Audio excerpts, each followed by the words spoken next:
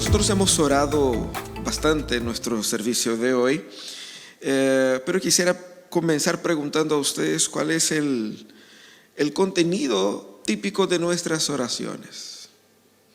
Los papás pueden decir que cuando los hijos oran en casa, a veces oran de forma diferente, ¿no es cierto? Puede que sea que pidan por el perrito, ¿eh?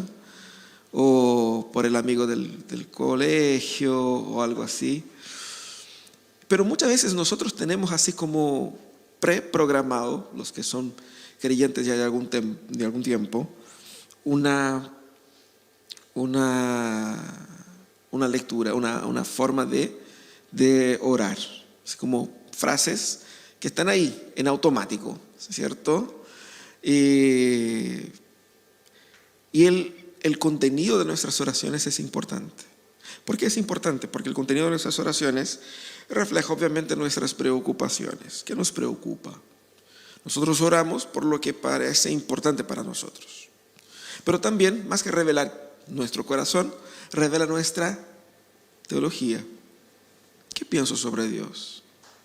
¿Qué espero de Dios? ¿Qué le pido a Dios? Por eso es importante ver el contenido de nuestras oraciones. Hoy día vamos a hablar sobre la oración del apóstol Pablo por los Efesios. Y esta oración no es una oración común. ¿Por qué? Porque como hemos estudiado el Evangelio, el libro de Efesios, la carta de Pablo a los Efesios, ¿qué es lo que vemos ahí? Vemos que Pablo presenta en esta primera parte de la carta el mensaje del Evangelio. Es una parte teológica. Pero Pablo no lo presenta como si fuera un estudio dogmático, sistemático, como una clase. Pablo lo hace de forma conversacional, de forma natural, y él incluye oraciones ahí. Y esta oración que vamos a estudiar hoy día cierra esta sesión, la sesión teológica, todo es teológico obviamente, pero la sesión teórica de la carta, que es lo que ellos debían entender, creer y ser. Y él lo hace de una forma por medio de la oración, llamar a los creyentes a que vivan eso. Eso es lo que él quería, porque Pablo en realidad está más o menos predicando aquí. Y con su oración final, él va y resume todo el contenido de los 3 capítulos en esa oración. Y nos ayuda a ver en esta oración el Evangelio. Y Pablo hace eso, Pablo ora el Evangelio. Y yo creo que ese es un ejercicio que nosotros debemos buscar construir. De que nuestra oración, parece algo bastante obvio, refleje lo que nosotros creemos.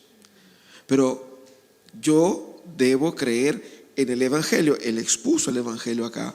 Entonces yo debería orar con la misma estructura que él utiliza para explicar cuál es la buena y gran noticia de Dios. El texto es Efesios 3, 14 al 21, que dice así: por esta razón me arrodillo delante del Padre, de quien recibe nombre toda familia en el cielo y en la tierra. Le pido que por medio de su Espíritu y con el poder que procede de sus gloriosas riquezas, los fortalezca a ustedes en lo íntimo de su ser, para que por fe Cristo habite en sus corazones. Y pido que arraigados y cimentados en amor, puedan comprender junto con todos los santos cuán ancho y largo, alto y profundo es el amor de Cristo. En fin, que conozcan ese amor que sobrepasa nuestro conocimiento, para que sean llenos de la plenitud de Dios, al que puede hacer muchísimo más de que todo lo que podemos imaginarnos o pedir, por el poder que obra eficazmente en nosotros. A Él sea la gloria en la iglesia y en Cristo Jesús por todas las generaciones, por los siglos de los siglos. Amén. Pablo entonces en esta oración final de esta sesión ora el Evangelio, ora el contenido que él había enseñado, porque él quiere que no solamente ellos reciban esto, pero que experimenten y participen de este gran Evangelio que él les estaba compartiendo. Y hay en esta oración 4 realidades de la vida cristiana presentes ahí. 4 realidades que vemos. Lo primero es que Pablo comienza con la certeza de que Dios nos escucha. ¿Y cómo él dice eso? Él dice, por esta razón. ¿Cuál razón? por todo lo que Dios ha hecho en la historia y en la iglesia para beneficio de ustedes, iglesia de Dios. Por esta razón yo me arrodillo delante del Padre. Y es interesante porque Pablo demuestra, así como Cristo, cuando inicia su oración, inicia orando: Padre nuestro que estás en los cielos. Pablo entonces llama a ellos a orar con él y dice: yo me arrodillo delante del Padre, delante de Dios, en la certeza de que Dios me está escuchando. ¿Cómo él demuestra esa certeza? Primero, porque él nombra acá, es una frase muy sencilla y muy breve. Él dice: por esta razón me arrodillo delante del Padre, de quien recibe nombre toda familia en el cielo y en la tierra. ¿Y qué significa eso, que recibe nombre? Pablo aquí quiere hacer referencia a que Dios es el gran proveedor, el gran Señor, el gran sustentador de toda la realidad. Esa expresión de quien recibe nombre, en el griego ahí ese es como el traducido como el pater patria, el padre de la patria, es decir, el gran sustentador de la nación. Y en aquella cultura ese era el título que tenía César. Es decir, el emperador era aquel a quien la gente en última instancia dirigía sus peticiones. Porque si el emperador dijera que sí, era sí. Si el emperador dijera que no, era no. Entonces el emperador tenía todo el poder para controlar, y en las manos del emperador estaba el destino de los pueblos y estaba también las bendiciones para el pueblo. Pero aquí Pablo dice: no es César, es Dios. Y yo me arrodillo delante de él en una postura de humildad, de súplica delante de él, y me arrodillo delante de él porque él es quien gobierna todas las cosas. Esa frase solo aparece aquí y hace referencia a todo ese control de Dios. En esa sesión nosotros, en esta primera parte, nosotros entendemos que nosotros tenemos un Padre que nos atiende. Debemos comenzar por ahí. Nuestra oración debiera comenzar en la fe de que Dios me está escuchando. No es un ritual vacío. Hay un Dios que me ama, hay un Dios que me escucha. Pero más, al decir que Él es el que da nombre a todas las familias, a todos los pueblos, digamos, Él quiere decir que nuestra identidad está en Él. Nuestra identidad depende de Él. Él es quien nos da este pertenecimiento. Somos su pueblo, somos rebaño de Él, somos de Él. Nuestra identidad está vinculada a Él, y por lo tanto debemos comenzar nuestra oración con esta certeza. Eso nos ayuda a romper la idea de que muchas veces nuestras oraciones son palabras vacías, repeticiones, así que soltamos solamente para descargar el corazón.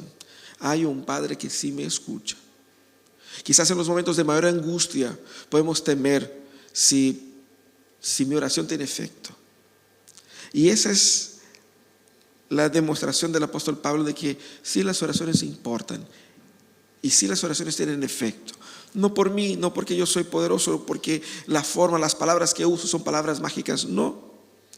La oración tiene efecto porque nosotros tenemos un Padre que nos gobierna, un Padre que nos ama, un Padre con el cual tenemos un vínculo, una identidad. Pero Pablo ora por ellos, y Pablo hace dos peticiones. La primera tiene que ver con el énfasis en la experiencia personal, individual, con el Espíritu Santo. Y muestra aquí la importancia de una experiencia personal con el Espíritu. Él dice: le pido que por medio del Espíritu y con el poder que procede de sus gloriosas riquezas, los fortalezca a ustedes en el íntimo de su ser, para que por fe Cristo habite en sus corazones. Esa es la primera petición del apóstol Pablo, y la petición es para que seamos fortalecidos en el interior por el Espíritu. ¿Qué significa eso? Pablo pide que por medio de la presencia del Espíritu Santo en nosotros, nuestras vidas sean cada vez más transformadas a la imagen de Cristo. ¿Cuántas veces hemos orado por eso? Y cuán diferentes son nuestras peticiones, ¿no? Nosotros utilizamos normalmente la expresión bendecir. Señor, bendice fulano, bendice mi trabajo. ¿Qué significa bendecir? Específicamente, concretamente. ¿Qué queremos que Dios haga? ¿Qué es bendecir mi día? Señor, te pido que bendigas nuestro día. ¿Qué literalmente esperamos que pase? Que sea un día bueno. ¿Qué caracteriza un día bueno? La definición de bueno puede variar mucho de uno para otro, ¿cierto? A veces nosotros soltamos así, Señor, bendice. No estamos diciendo nada. Ni siquiera estamos pidiendo nada de concreto. No estamos así como conscientemente suplicando a Dios algo más concreto. Pablo aquí pide algo que normalmente nosotros no pedimos, porque él no comienza pidiendo para que Dios los proteja de los enemigos, los ayude con las necesidades. Pablo va al corazón del problema humano. Nuestra necesidad más profunda es la necesidad de ser llenos del Espíritu Santo de Dios. Más que plata, necesitas ser lleno del Espíritu Santo de Dios. Más que cualquier otra cosa. Y Pablo va a la necesidad más importante que él identifica. ¿Por qué esa es la necesidad más importante? Por la historia que él contó, la historia del Evangelio. La historia del Evangelio cuenta como el capítulo 2, nosotros vimos que en otro tiempo nosotros éramos esclavos, pero Cristo nos libertó. Y esa liberación que Cristo ejecutó en nosotros, el Espíritu Santo aplica en nuestras vidas y nos ayuda día a día a vencer el pecado. ¿Cómo? Por medio del poder de Dios obrando en el Espíritu Santo en nosotros. Por lo tanto, lo que necesitas no es solamente de un día bendecido. Necesitas más de Dios en tu vida. Y esa necesidad es una necesidad que, como él dice acá, fortalecidos, porque da la idea de un proceso. Estamos en un proceso de caminar con Dios. Y necesito que en este proceso yo sea equipado. Más adelante en el capítulo 6, Pablo va a hablar de la armadura de Dios. Seguramente usted conoce ese texto de Efesios 6 que habla de la armadura de Dios, ¿cierto? Aquí él está hablando desde la perspectiva teológica, porque es el Espíritu Santo, es una vida llena del Espíritu Santo que me va a dar las herramientas, la fortaleza para enfrentar cualquier día. Así que ya no necesitaré de un día bendecido, porque bendecido soy yo, lleno del Espíritu Santo. Y eso es lo que hará todos los días de bendición. Sean días tristes, duros, difíciles, sean días que uno pasa en el hospital, sean días que uno pasa en cesantía, pero todos serán días bendecidos cuando sean días vividos llenos del Espíritu Santo. Eso es lo que Pablo pide acá. Y él dice que sean fortalecidos por el poder del Espíritu Santo para que habite Cristo. Y es muy importante esa expresión porque habitar implica en una relación definitiva. Que por medio de la fe, Cristo no sea solamente un pensamiento dominical. Que por medio de la fe, Cristo no sea solamente una experiencia de parte de tu vida, pero que Cristo habite en la totalidad de tu existencia. Que Él sea el dueño de casa. Él habita ahí. Y usted sabe que cuando alguien empieza a vivir en una casa, empieza a ¿qué? A ajustar la casa a sus necesidades, a sus gustos, dar forma y color a la casa, ¿cierto? Entonces seguramente ahí los chiquillos con hijos chicos saben exactamente esa experiencia de que antes la casa, ¿cierto? Tenía los adornos bajitos, tenía, ¿cierto? Otra decoración, y de repente empiezan a caminar, antes incluso, ¿no? con el carrito, con el, ¿cómo se llama?, el cercadito, con toda la parafernalia que es necesaria para la dinámica de la crianza de los niños, y luego empiezan a caminar y uno empieza a poner unas rejitas aquí para que no caigan acá, otra, empieza a dar forma a la casa. El que habita empieza a mostrar su presencia. Eso es lo que Pablo pide, que Cristo habite en sus corazones. Es decir, que la presencia de Cristo en su vida sea notada, sea percibida, que los cambios que Él está haciendo porque Él está ahí se noten. Y eso es lo que Él pide, eso es lo que hace el Espíritu Santo en uno. Así que nuestra comprensión debe ser de que ser lleno del Espíritu Santo es una prioridad. ¿Cuántas veces hemos orado semanalmente o diariamente pidiendo al Señor, yo quiero ser lleno del Espíritu Santo? ¿Cuántas veces hemos pedido y hemos entendido que esa es mi más importante necesidad? Debemos comenzar por ahí. Esa es la primera petición que hace el apóstol Pablo. ¿Por qué? Porque el Espíritu nos hace discípulos en el poder de Dios. Es el Espíritu Santo que nos lleva a disfrutar de todos los beneficios que Cristo conquistó en la cruz. El Evangelio no es solo un tema teórico, el Evangelio es una experiencia. Y yo necesito que el Espíritu Santo llene mi ser para que yo pueda vencer la arrogancia, la mentira, la lujuria, los excesos, las explosiones de carácter, todos los defectos que yo tengo dentro de mi ser. Es por medio de la obra del Espíritu Santo en mí que esas cosas son transformadas. Y lo peor que te puede pasar es ser un cristiano que no es lleno del Espíritu Santo. Es la vida más mediocre posible, porque no estás disfrutando de la plenitud de lo que Dios nos ha entregado. Ore por más de Dios. Y por más que ores por más de Dios, tendrás que orar menos por las bendiciones de Dios, porque te darás cuenta que la presencia de Dios, ella es en sí la máxima de las bendiciones. Es eso lo que Pablo pide para ellos y para nosotros. Pero también Pablo muestra acá la necesidad del crecimiento en comunidad, porque normalmente cuando hablamos de oración y cuando hablamos del Evangelio y cuando hablamos de la vida cristiana, tenemos una perspectiva muy individualista de cómo yo me siento, de cómo yo oro, de cómo yo hago, es como yo voy, es mí, es muy individualista muchas veces nuestra expresión de religiosidad. Y lo que Pablo apunta en los 3 primeros capítulos es que es imposible entender el Evangelio únicamente en la esfera individual. Porque ¿qué es lo que hace Cristo? Cristo viene y forma un cuerpo, un edificio. Y por eso que Pablo pide, y pido que sean arraigados y cimentados en amor.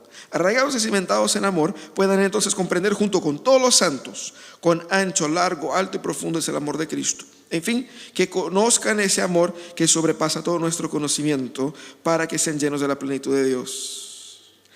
Fíjate que una vida llena del Espíritu nos conducirá necesariamente, obligatoriamente, hacia la comunidad. No hay plenitud de Dios sin la iglesia. No hay plenitud de bendición sin la iglesia. La iglesia es absolutamente indispensable para la experiencia mínima del cristianismo, porque la iglesia es el cuerpo de Cristo. Es por medio de ella que Él nos nutre. Por eso Pablo dice, pido que sean arraigados y cimentados en amor. Esas dos expresiones apuntan a los dos ejemplos, las dos metáforas que Él utiliza para la iglesia. Como un organismo arraigado con raíces y cimentado como una estructura. Apuntan como algo que es parecido pero es diferente. ¿Por qué? Porque implica, primeramente en una comunidad, implica tanto en sustentación, obviamente, las raíces y los fundamentos sirven para dar sustentación al árbol o al edificio, pero hay una diferencia acá, porque la función de la raíz, más que dar sustentación, es extraer los nutrientes de la tierra para fortalecer la estructura. En otras palabras, lo que Pablo dice es que el amor es esa experiencia que te va, o sea, el amor de Cristo, obviamente, no el amor en general. El amor de Cristo es lo que nos va a permitir estar nutridos para ser fuertes contra las tempestades como comunidad. También la idea de la sustentación implica en que nosotros no seremos movidos, demovidos, derrumbados por los ataques de Satanás, derrumbados por los ataques de nuestra carne, derrumbados por los problemas de la vida, por las crisis y por las frustraciones de nuestra historia. No de forma solamente individual, pero también de forma comunitaria, ¿cierto? Y él dice entonces que nosotros debemos así, unidos en amor, poder comprender. Y eso es muy importante, porque muchas veces pensamos que la comprensión de lo que es Jesús, la comprensión del Evangelio se da cuando yo solito entiendo yo en mi cabeza. No podrás comprender la totalidad del amor de Dios sin la comunidad. Necesitas de la comunidad para conocer plenamente a Cristo y para disfrutar plenamente de Cristo, porque en Cristo está, en la comunidad, en la iglesia está la vida.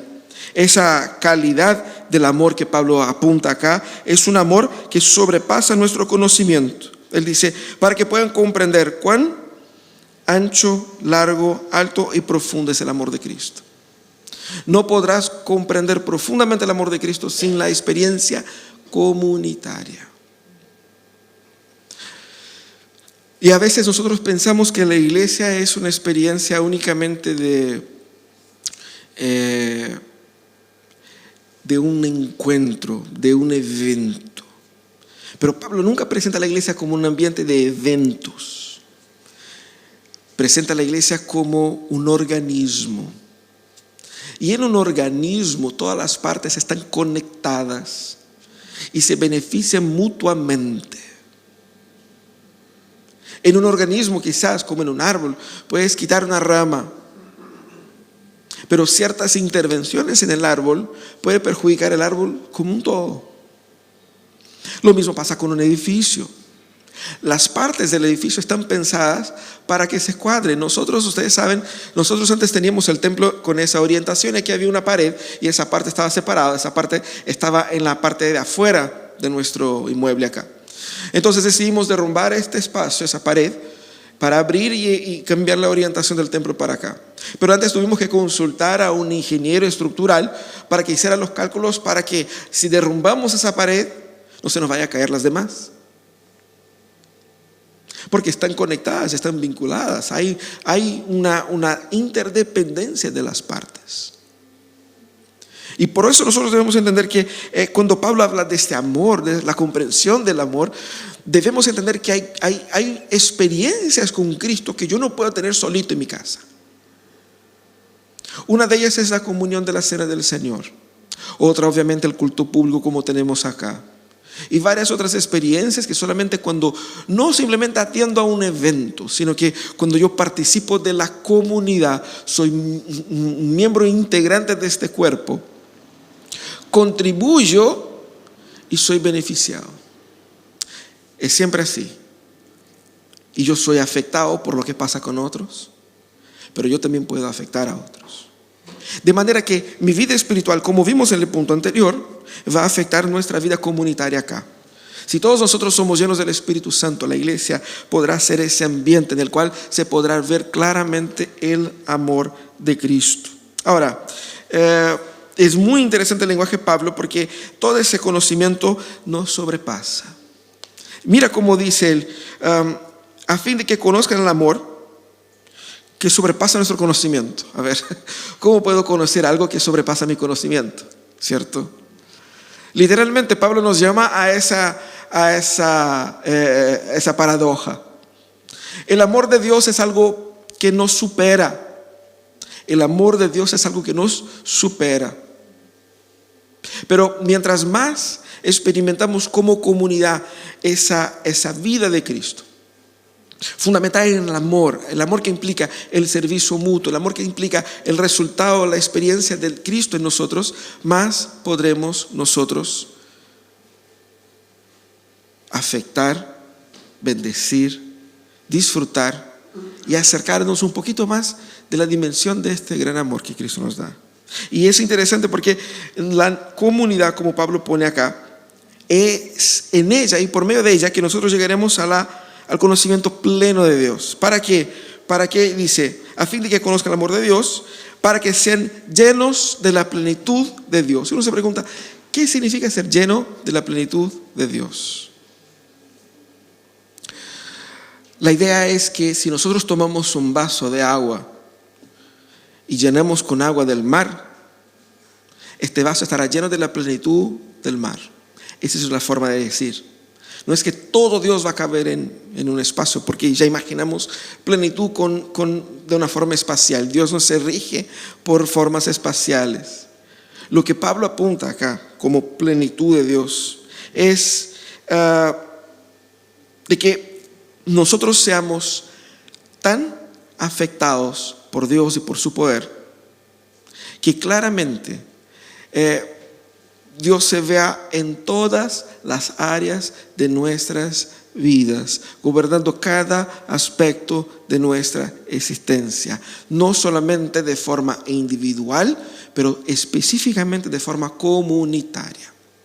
Para que la iglesia sea no solamente una marca, no solamente un evento, no solamente un movimiento religioso, pero sea algo poderoso en la comunidad.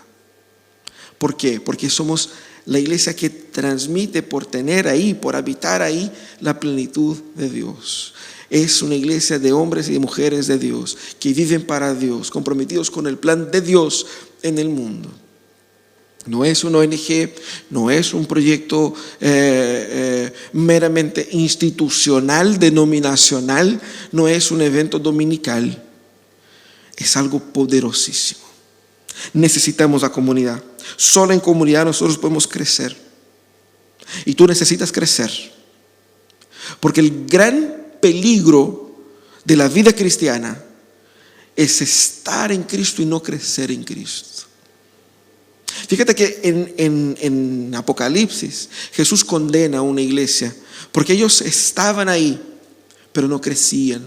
Y la expresión de Cristo es: tengo ganas de vomitarte de mi boca. Tal el enojo de Cristo con aquellos que deciden no querer más de Dios en sus vidas. Tal el enojo de Cristo con la iglesia que decide no crecer, que decide ser otra cosa. Y eso es lo que Pablo está orando. Pablo está orando por eso, porque para que ellos sean la iglesia que Cristo quiere que ellos sean. Eso es nuestro deber. Cuando oren ustedes en sus casas y cuando oremos nosotros, debemos orar para que el Señor no solamente habite en nosotros por medio de su Espíritu Santo, para que Él nos lleve a crecer. Y el camino del crecimiento es un camino de amor, como Pablo dice acá, que es el fundamento de nuestro compromiso mutuo. Pero es un compromiso de desafío, es un compromiso de sacrificio, es un compromiso que incluye dolor, entrega, para beneficios que no son directamente para mí, sino que son para todos. Necesitamos crecer en comunidad. Pero Pablo termina su oración despertando la alegría del vivir para la gloria de Dios. Porque a veces cuando nosotros hablamos que debemos vivir para la gloria de Dios, la gente entiende así como, bueno, ¿y qué será eso, no? Así como dar gloria a Dios, gloria a Dios, gloria a Dios, gloria a Dios, ¿cierto? O no sé, cantar alabanzas, poner ahí alabanzas ahí en el auto, en la casa. ¿Qué es lo que es vivir para la gloria de Dios, literalmente? Pablo está mostrando que muchas veces vivir para la gloria de Dios es entendido como algo poco práctico, pero sobre todo como algo que no es en sí mismo una expresión de alegría, sino que es una expresión de, bueno, es más un deber que un placer. Pablo llama nuestra atención al placer y la alegría de vivir para la gloria de Dios. Porque como Él introduce este final de la oración, que llamamos doxología. Doxología es una expresión que tiene que ver con gloria, ¿cierto? Es cuando vemos en la Biblia textos como ese que dan gloria a Dios. Entonces eso es una doxología. Pablo, al introducir esa doxología, él dice: al que puede, refiriéndose a Dios, hacer muchísimo más de todo lo que podemos imaginarnos o pedir. Es decir, Él pone a nosotros en perspectiva con la gloria de Dios. ¿Y cuál es el resultado de eso? Dios, la gloria de Dios implica en que Él es tan absolutamente poderoso y tan absolutamente amoroso hacia nosotros, porque Él puede hacer muchísimo más de todo, no solamente lo que podemos pedir, pero incluso lo que podemos imaginar, por un poder, no un poder que está volando ahí, un poder que ya está obrando en nosotros, por medio de su Espíritu. ¿Cómo nosotros debemos entender esa declaración de gloria a Dios? Es la celebración de cuán grande amor ha derramado Cristo en la iglesia por medio de su Espíritu Santo, para transformarnos, para redimirnos, para arrancar ese viejo hombre, esa vieja mujer del corazón y darnos vida nueva. Él dice: un poder ilimitado para hacer todo. A Él sea la gloria. Fíjate que delante de esa primera expresión vemos que cada petición que hacemos a Dios es pequeña. Señor, bendice mi día laboral, y eso es poco, ¿no? Él puede hacer infinitamente más de lo que podemos pedir o pensar. Y a veces nosotros disminuimos a Dios para caber en nuestro corazón. Adorar a Dios es permitir que Dios sea de su mismo tamaño y que yo me presente ante Él, un Dios inmenso, y celebre la inmensidad de Dios. Pablo destaca ese poder que está obrando en nosotros, y fíjate que el énfasis en que nosotros somos los instrumentos que Dios utiliza para cumplir sus propósitos en el mundo, su plan. Nosotros somos el instrumento de Dios. Y fíjate que Él termina con eso: toda la gloria debe ser a Él. Es decir, todos los méritos de la redención está en Él. Todos los méritos de la salvación está en Él, no en nosotros. Porque a veces al fin del día queremos decir: oye, que nos hemos portado bien. Igual he trabajado, me he esforzado, he dejado de hacer esto, me he negado tales cosas. Y queremos como que de cierta manera compensar y dividir los logros con Jesús. Es decir, sí, Jesús me salvó y todo eso, pero mira, yo he trabajado mucho para Dios. Lo que Pablo dice es que no, toda gloria es a Él. Al fin del día no hemos hecho nada, porque todo lo que hicimos de bien es resultado de la obra de Dios en nosotros. Y él dice acá que todo ese poder sobre la iglesia en Cristo, el plan de Dios, la gloria de Dios está en la iglesia, no en el individuo. Pero en el individuo, en la iglesia, la Biblia no hace esa división. Nuestra cabeza sí, nuestra cultura sí, pero la Biblia muestra que la experiencia individual está dentro de la experiencia colectiva. El poder de Dios en Cristo y en la iglesia, mostrando que nosotros como comunidad tenemos el deber de vivir para la gloria de Dios. Eso es nuestro propósito. Por eso se plantan iglesias. No se plantan iglesias solamente para que personas conozcan a Jesús y sean salvos y no vayan al infierno. Eso también. Pero al que alguien conozca a Cristo, está experimentando una gracia, y esa gracia es la gracia que Dios demostró en Cristo y la manifiesta por medio de la iglesia para que Él sea glorificado. Ese es el final de todas las cosas. Es así como el mundo funciona. Por lo tanto, ya no se trata de ti, de mí, ni siquiera de los perdidos. Se trata de la gloria de Dios. Pero cuando nosotros miramos a la gloria de Dios, somos bendecidos, tú, yo, la comunidad y también los perdidos. Esa es la lógica. Para que podamos cumplir con nuestro propósito, para que tú tengas una vida que tenga sentido, propósito, que tenga significado, debes entrar en esa historia que apunta hacia ese objetivo final. Porque si piensas en ti por sobre Dios y por sobre la iglesia, no logras ni siquiera disfrutar de las bendiciones que Cristo derramó, que Dios derramó en Cristo, en la iglesia, y vas a estar ahí marcando el paso toda su vida. Cristo viene a librarnos de esta ficción, de la posibilidad de ser cristianos que se autodefinen sus propósitos para la vida. Los planes, los llamados, la meta de tu existencia ya fueron definidas. Aquí está. Y vivir para Dios es lo único que nos puede dar una alegría plena, una alegría realizable, aún en esa vida. Es lo que responde a los dilemas humanos, del dolor, de la muerte, de la pérdida, del luto. Es vivir para la gloria de Dios, que nos da la perspectiva real de todas las cosas. Fíjese que cuando Job pasó lo que pasó y perdió todos sus hijos y todas sus cosas, ¿qué dijo él? Desnudo he salido del vientre de mi madre, desnudo volveré. Él dio y él quitó. La gloria sea a él.